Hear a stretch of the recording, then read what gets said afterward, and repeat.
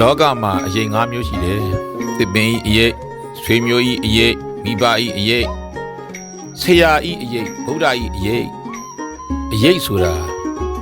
အေးမြတဲ့စွမ်းအားတတ်ရှိတဲ့အရာတွေပါပဲ။အေးမြမှုကိုပေးစွမ်းနိုင်တဲ့အရာတွေပေါ့။သစ်ပင်ဤအရေးဟာအေးမြစေတယ်အေးမြတယ်ဆိုပေမဲ့အကိုင်းအခက်အရွက်အလက်မရှိတဲ့သစ်ပင်အရေးကတော့အေးမြမှုကိုပေးနိုင်မှာမဟုတ်ဘူး။အေးမြစေမှာမဟုတ်ပါဘူး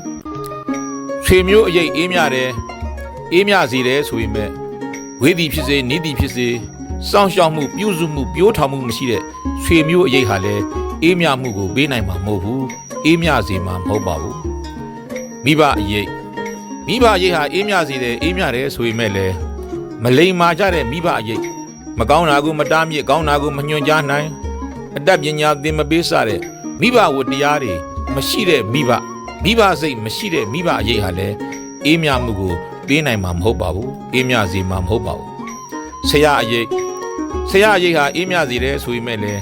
မှန်တဲ့ပညာကောင်းတဲ့ပညာကိုသင်ပေးတဲ့ဆရာအရေးသာအေးမြစေနိုင်မှာဖြစ်တယ်ကပိုင်း၌လူရဲ့စတဲ့မကောင်းတဲ့အတတ်ပညာတွေသင်ပေးတဲ့ဆရာအရေးဟာ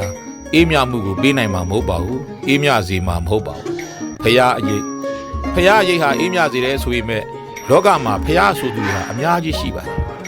ဆင်းရဲတဲ့ချမ်းသာကိုမညွန်ပြနိုင်တဲ့ဆင်းရဲချမ်းသာကိုရောက်စေလွတ်မြောက်စေတဲ့လမ်းကိုမညွန်ပြစေနိုင်တဲ့